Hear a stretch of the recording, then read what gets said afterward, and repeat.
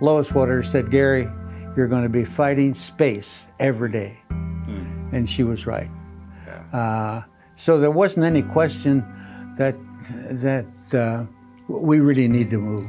When I was younger, a child growing up, it didn't seem that. But as an adult, just seeing that, if we wanted more space for Sunday school classes and the sanctuary, I feel like, we outgrew that. And so I feel like that it started to feel small, that we needed more space. There just seemed to be, every time we did anything, somebody was using the space. I taught Sunday school there for a while, and we had 25 fourth graders in one room.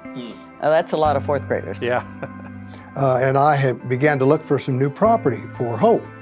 And we found there was nothing, absolutely nothing. This property was not even available at that point.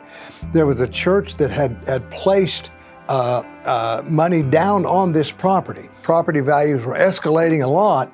We've got to get something. About that time, that church said they didn't want the property.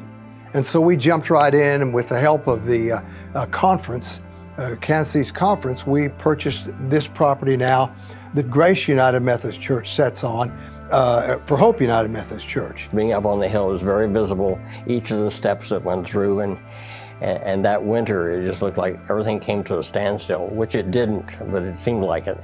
And it was a long period of time getting this church built. I do remember our groundbreaking, and I remember some of the celebrations we had out here on the property leading up to it, and I remember the excitement around it.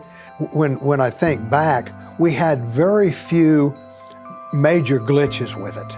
And so I do recall that from start to finish, all the way from thinking about the merger, to the planning of the new church, to the building of the new church, to then the Center of Grace becoming a possibility, it all kind of flowed. Now, there were times in that flow when we were a little tense and a little stressed out thinking, oh, is this all going to work? But it did, and it worked very effectively. There was a group of people who thought this church had to have a spire. They came up with the money to get the spire. Well, the steeple was one of the things that there was an interesting story. It was one of the things that they said, well, you don't have to have it. That would be a way to save some money. So that was one of the things kind of on the chopping block. And Jerry Haskins said, we're going to have a steeple. Oh, Jerry Haskins, my goodness, she was a force to be dealt with. She decided that the church was not a church unless it had a steeple. So she would basically, every Sunday, have you given money for the church steeple yet? We're going to try to get it up.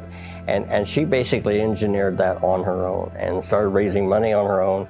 She was a wonderful lady that if she got it in her mind to do something, she did it.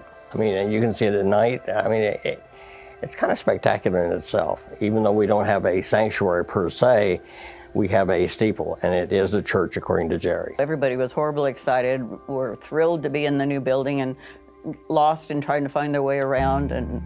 But I think everybody was just happy. Just happy that we got here. And I just thought, wow, another example that God does wonderful and marvelous things among us, even at times when we think it doesn't look possible.